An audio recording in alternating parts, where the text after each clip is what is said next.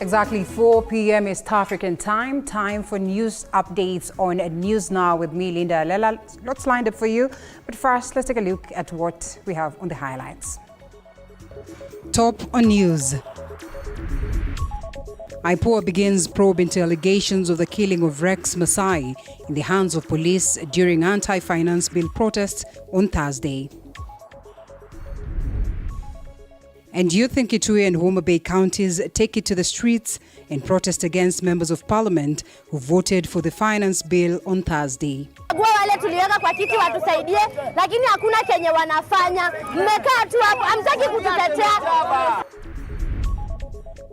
Police in Malava, Kakamega County investigate the unclear death of a businessman in the area. Pate kwamba amewao kwa tuka bila kuelewa nini imefanyika. Na huyu kijana mara mingi sio mtu wa ukombi, ni kijana mtulifu, kijana ambaye anapenda amani. I hope that your Friday is coming up well, though sad for the country. And again, we look at some of the stories that have made the situation not so good, and so much more right here on News Now. And we go straight to it. A section of youth drawn from the larger Homa Bay County have castigated lawmakers for passing the 2024 finance bill. The youth argue that the directive will make life harder for them. Speaking to members of the press, the youth insisted that demonstrations against the government will continue until the point that the government will hear their grievances. By yesterday, the youth claimed that police officers were using excessive force to disrupt the protesters who were conducting their exercise peacefully. Another demonstration is set to continue on Tuesday next week to compel the government to drop the taxes.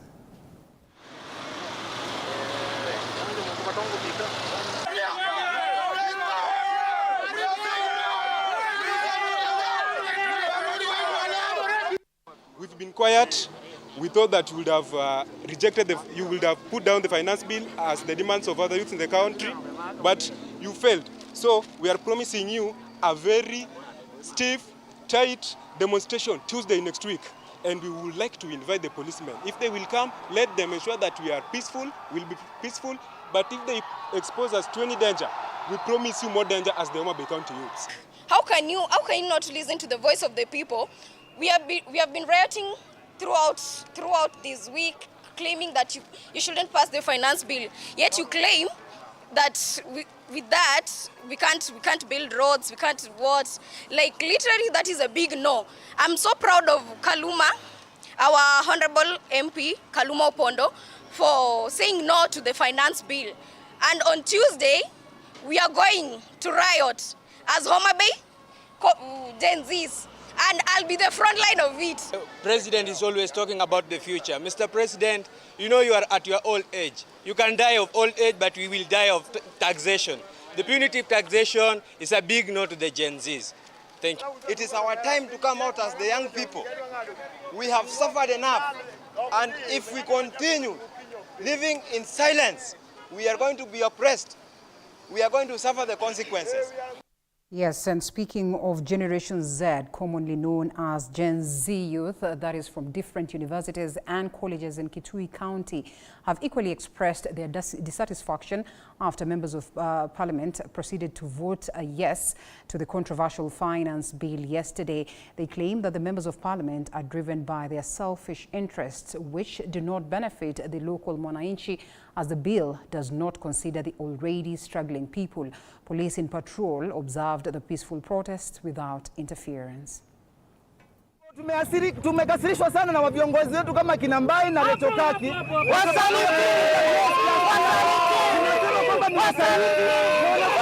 Kwa hiyo kiti tena, tunataka kiti ya watu wanatutetea viongozi wetu.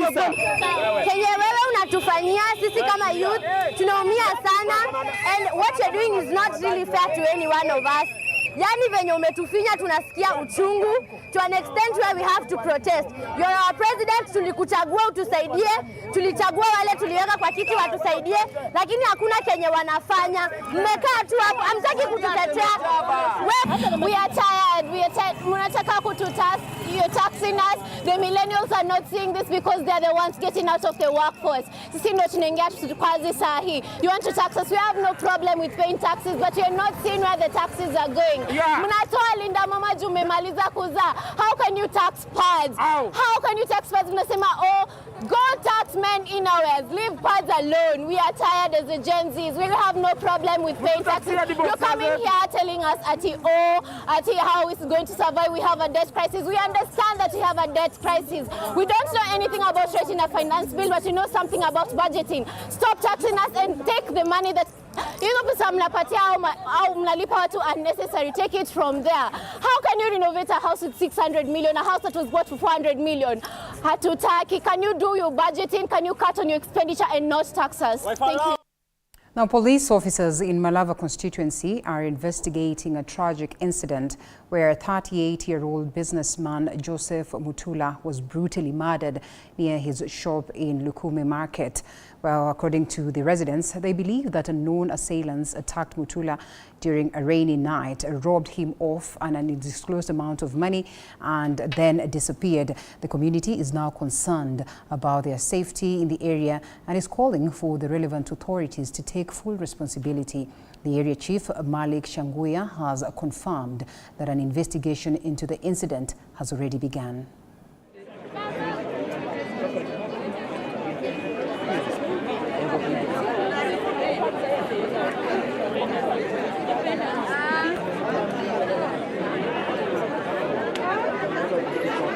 Pate kwamba amewao kwa tuka bila kuelewa nini imefanyika. Na huyu kijana mara mingi sio mtu wa ukombi, ni kijana mtulifu, kijana ambaye anapenda amani. Kwa hivyo tunaposikia jambo hili kwamba limetendeka linatushangaa sana. Nakosa kuelewa Lukume hii shida iko wapi. Mtu anaweza kuawa tu mchana na isha hivyo. Sisi tumekaa eneo hili lakini hatuna usalama. Ni kwa sababu kama mtu anaweza uawa alafu tupate mwili ndani na kwamba hatujui nani aliyemuua, ili hali kuna police station hapa Imbiakalo. Hilo linatushitua. Alafu la ajabu tumeingia hapa hadi wa saa hii. It is almost 1 hour. Hatujaona gari la polisi kuja hapa kuchukua mwili. Ingelikuwa kwamba ni polisi ameuawa eneo hili, angelikuwa kwamba ni pombe imesemwa kwamba iko eneo hili, polisi wangekuwa shafika haraka. Lakini tunashangaa, tunashangaa ni kwa nini? Kwa sababu ya mwili ya mtu ambaye amekufa, common mwananchi, hustlers wenzetu. Hakuna polisi imefika hapa na gari kuja kutoa hapa mwili. Ingelikuwa kwamba ni polisi ameuawa eneo hili, sisi wananchi tungekuwa tunachapwa marungu hapa kwa sababu mwananchi amekufa. Kumetokea mkasa Lukume Market ambapo tumepata mwenzetu anaitwa Joseph Mutula akiwa ameuawa katika duka lake. Ni mfanyabiashara wa Lukume Market. Hadi wa sasa hatujajua ni nini imetendeka, but tumeitisha maaskari wako wanafuatilia kujua ni nini imetendeka. All right, well, may justice then be found. Some more, the Ministry of Labour and Social Protection have today gathered at Kipkurgut Chumo Stadium in Kericho County to celebrate and as well commemorate the International Day Against Child Labour. Speaking in Kericho, Cabinet Secretary Florence Bore emphasized Kenya's commitment to combating child labour, where she stressed on the importance of providing children with ample educational opportunities. Bore also urged Kenyan society to unite in the fight against child labour to ensure a bright future for all.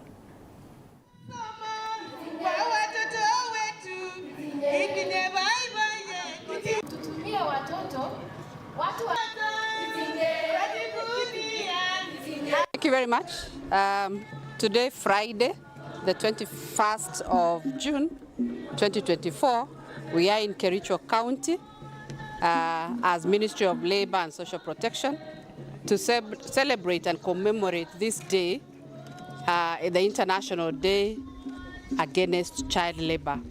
And we want to sensitize the public, we want to sensitize Kenyans, we want to sensitize children in schools, parents, and everybody else that Kenya is committed to fight child labor. And we want to say children are supposed to be given their rights. They have a right to education, they have a right to living, they should not work. And we are here specifically because areas where child labor is rampant are in counties that have most of the activities done on agriculture, on mining, and those other sectors that deal with child labor. So ours is to encourage parents, to encourage the Kenyan society that allow children to go to school, allow them to learn, allow them to go and play, allow them to go and study so that they have a future. I know child labor could be rampant because of poverty, but we are saying we want to work with all the county governments, that the county governments should ensure that they also provide income generating activities in order to rid our society of poverty, which attracts most of the families to allow the children to do labor. Now back to the demos that were conducted in the country yesterday. The Azimio coalition led by Wiper leader Kalonzo Musyoka has now called for resignation of Inspector General of Police Japheth Koome and Nairobi Police Boss Adamson Bungei, that is for the killing of Rex Kanyike Masai during protest against the finance bill on Friday. That is of course yesterday. And addressing media on Friday, Wiper leader Kalonzo Musyoka noted that the duo failed in their duties to protect the peaceful Kenyans demonstrating against the Finance Bill 2024, as he demanded that the Director of Public Prosecution institute charges against Koome, that is Bungei as well, and the officer responsible for Rex murder. As Azimio, and on behalf of the people, we demand that Inspector General Japheth Koome and Nairobi Regional Commander Mr. Adamson Bungei immediately tender their resignations for failing to protect the peaceful demonstrators. We also demand that the Director of Public Prosecution bring charges against Koome, Bungei, and their rogue officers for the murders of Rex and the 75.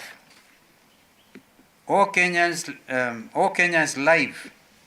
lives matter, and our police service just know that one day you'll be held accountable for all their lives lost. We further demand that all protesters detained illegally by state security agencies be released immediately and unconditionally. 204 MPs stood against the nation. They are the traitors and the exemplification of the biggest betrayal to Kenyans. They are the generation's personification of the home guards who helped the foreign colonials occupy our country and enslave our people from 1895 up until we gained our independence in 1963. Now, the Future of Power series is set to host its 73rd edition here in Nairobi, marking the first time this global forum will be held in Africa from Friday the 21st of June to Sunday the 23rd June 2024. This milestone event will convene over 200 C-suite leaders from Kenya and around the globe for interactive discussions that are centered on the theme of responsible leadership, as well as the importance of leveraging soft power skills. Jubilee Holding Limited chairperson and Future of Power founder Nizar Juma noted that the leadership is the foundation upon which companies, communities, and nations are built. For the past 15 years, Future of Power has been a platform dedicated to exploring the evolving dynamics of power and leadership.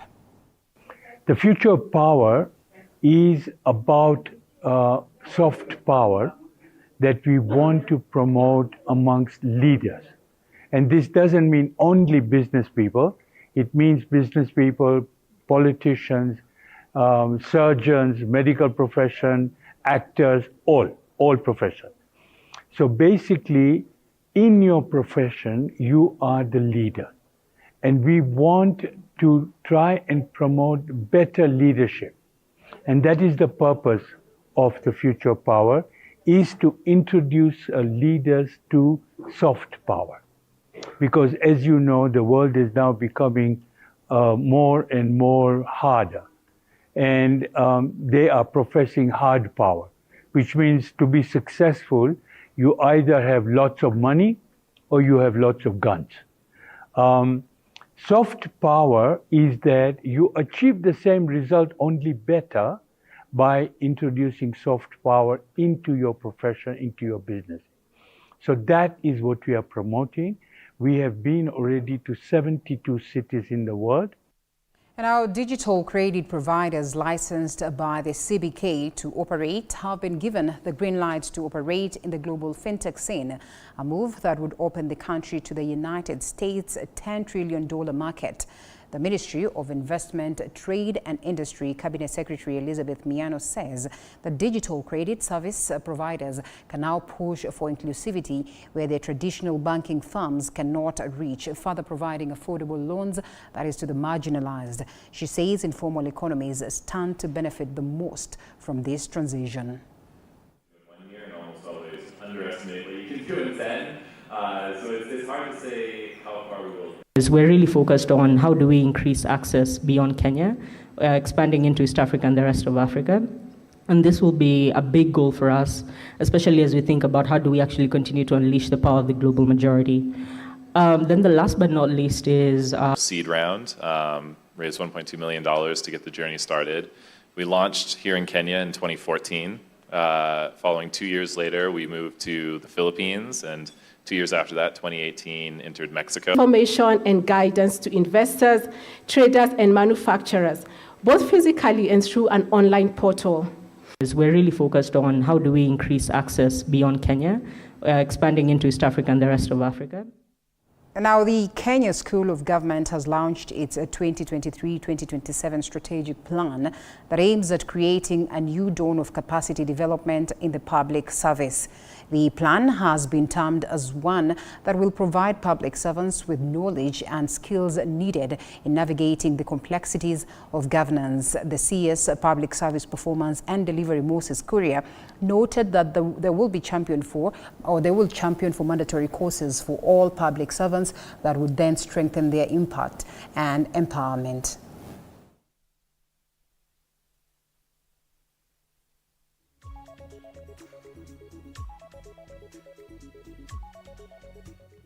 The school is required to contribute to the realization of the 5 Vision 2030 strategic goals in public service transformation, namely reappraisal of the purpose of government institutions, improvement of service delivery through capacity building programs, knowledge building, sharing and management in the public sector, participation of stakeholders in service design and orientation, and performance-based institutional and human resource management. So how can I not have mandatory courses here? And people are coming all the way from West Africa, from South Africa, from North Africa to come to this school. And so our other pillar for this plan is our journey to continue that process and move from 24 countries to 55 countries. And now truly change our image, our brand, from the Kenya School of Government to the Africa School of Government. That's a journey that I have to see all the way to the end. Local real estate dealers are seeking collaborations with the international investors to take advantage of the oncoming, that is, real estate boom, and Kenya continues to gain notoriety as a deal investment destination. And of course, players in the sector are finding a nexus between real estate and hospitality as the Kenya National Chamber of Commerce and Industry rallies up the number of better outreach and eventually globalization. However, a shaky policy regime and a threat to ownership, one of the finance bill clauses, still drives fear and uncertainty in the field.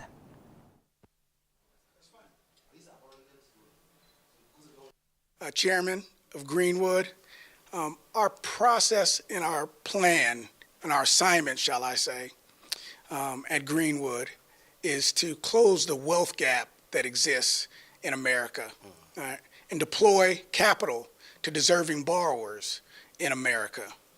But what's fascinating about this particular opportunity is that there's issues with the minority community across the globe.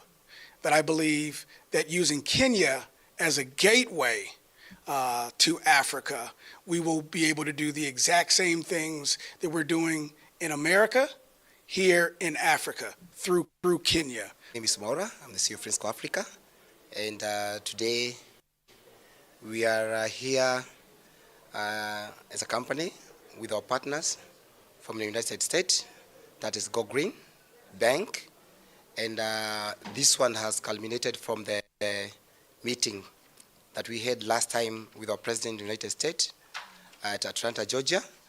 And that meeting, it was a bilateral agreement, it was a trade meeting. And during that meeting, we were able to meet with potential people, with a potential institution that we can partner with here in Kenya. It's basically towards affordable housing. You know very well, our President has been very keen on pushing the agenda of affordable housing in the Republic of Kenya, knowing very well how a 2 million housing deficit in the Republic of Kenya.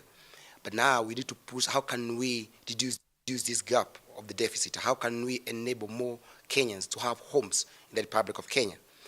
As the push for the full implementation of the universal health coverage gains momentum, the Ministry of Health has roped in the Council of Governors to deliberate on this agenda at the devolved unit.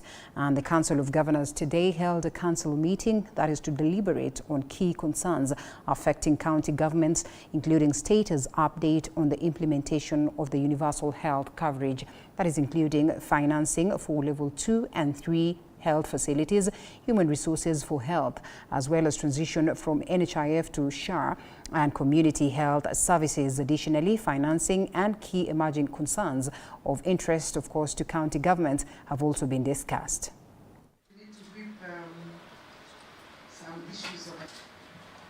Of Health shall ensure that the 8 billion shillings owed to county facilities by the defunct National Health Insurance Fund will be paid even as we roll into the new SHA fund. Of Health, in collaboration with county governments, shall conduct a public campaign on the rollout of registration of citizens to the Social Health Authority.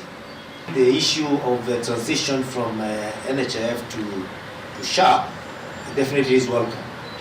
But the counties which operate public facilities are disadvantaged in terms of this, or in terms of payment, or the monies that are owed to those public facilities by NHIF.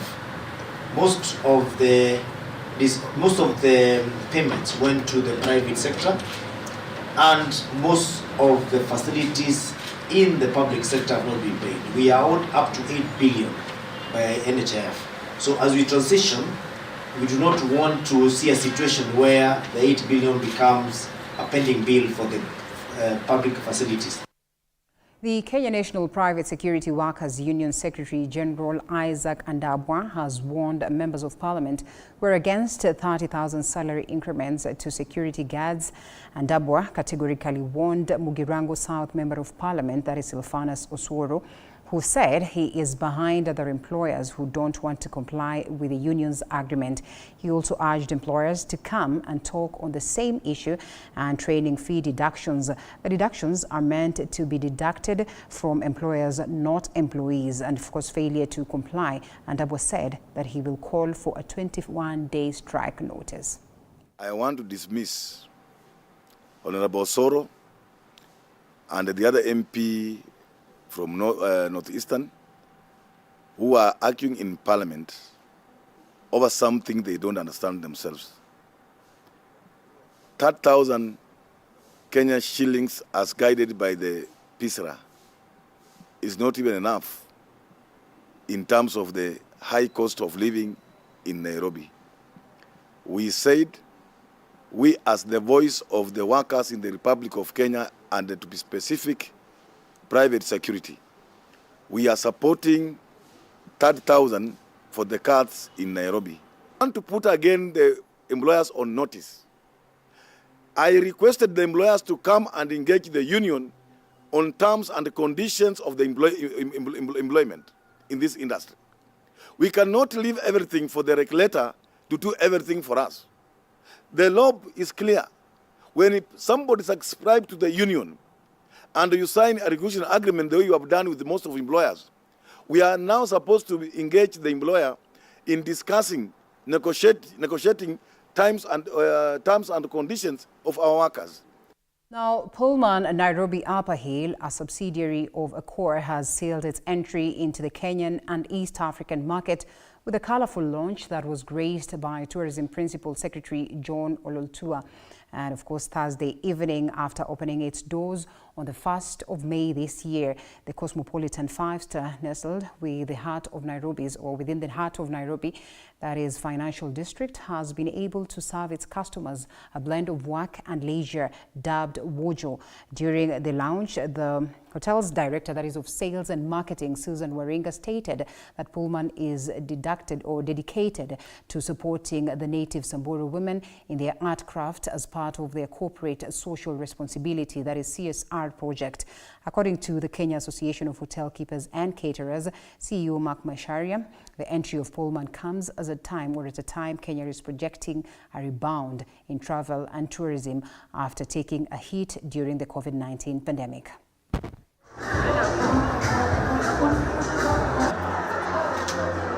So that even as you do the business, you are also reaching out to promoting those aspects of sustainability, conservation, culture, and supporting the people of Kenya to be able to be much better in the area of business. And I want to commend you for that. Pullman is very concerned about sustainability, environmental, labor sustainability, and also physical sustainability. So what we are seeing here is a lot of African natural decor, African natural art, and that for me is quite impressive. The other one is the partnership with Ocean Soul. We actually have quite a lot of artifacts. We have a major giraffe called Mama, made out of 2,500 flip-flops. So that's called Mama, and she's everything to us. So our partnership with Ocean Soul is something that we value. We also partner and assist Korogosho Children's Home. And finally, all our foods are locally sourced. We have our own beehives in one of the areas in the hotel, so we're making our own honey. Lakini anapenda sana au kwa ajili amekuja kusaidia sisi na anasaidia sisi yote pamoja na community. Kuletea chakula na anasaidia hata watoto wetu kwa upande ya masomo.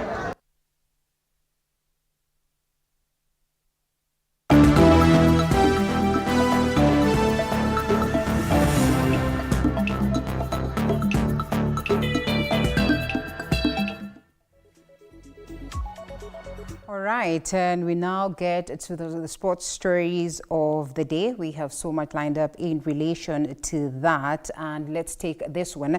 The Kenya Under-20 rugby head coach Simon Jawichere has gone ahead to retain the squad that won the Rugby Africa Under-20 Bathurst Trophy in April as the youngsters prepare for the World Rugby Junior Trophy to be held from July the 2nd to 17th in Edinburgh, Scotland. The squad of 28 unveiled on Thursday by the Kenya Rugby Union KRU features 9 players who took part in last year's edition held in Nairobi. They are Gaylord Ngasi, Andy Cole Omolo, Ido Kuta, Wycliffe Ogutu, Nathan Sindoli, Patrick Wainaina, Faraj Juma, Michael Wamalwa, and James Olela. Jawichere said that despite limited time in residential training camp, the team will post good results in the 2-week-long championship.